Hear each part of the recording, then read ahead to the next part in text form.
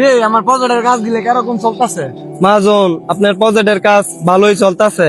কাজ মোটামুটি শেষের পর্যায়ে। সবাই ঠিকঠাক কাজ করতেছে তো না? হ্যাঁ, ঠিকঠাক সবাই কাজ করতেছে। আরে আজানটাও দিয়ে লাইছে, যাক মহাজনের কইয়া নামাজটা পড়ে আসি। মহাজন আজান দিছে, নামাজটা পড়ে আসি। রে নামাজ ছেড়ে কি করলি? এ গরিব তো গরিব রয়ে গেলি। দাদা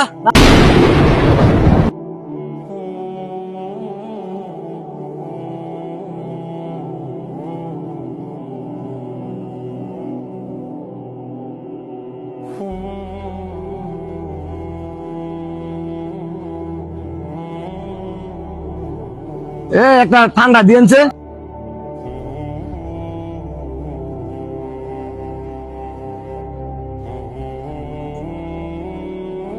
দেখছস কোন বলা গেছে নামাজ পড়তে হয় না, আয়ু কষ্ট হয়।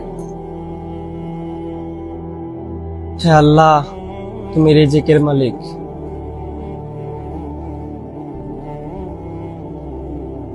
আল্লাহর ঘর মসজিদ কত শান্তির জায়গা।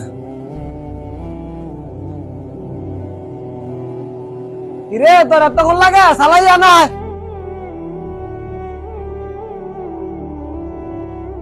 কি হয়েছে মহাজন? কিরে নামাজ ছেড়ে এতক্ষণ লাগে?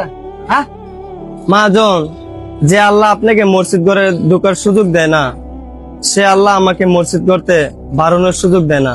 মসজিদে গিয়ে আমার আল্লাহরে আল্লাহ বলিয়া ডাক দিলে মনটার মেয়ে কত একটা শান্তি দেয় লাগে। আর আজকে আপনি টাকার গরম দেখাইতেছেন, দুনিয়াতে তো বেশি দিন বাইচা থাকবেন না। এই টাকা পয়সা কার জন্য রাখতেছেন? আপনার ছেলে সন্তানের জন্য। সকালবেলার ধনীরে তুই, বিকেল বেলার ফকির। একটু চিন্তা ভাবনা করে চললেন।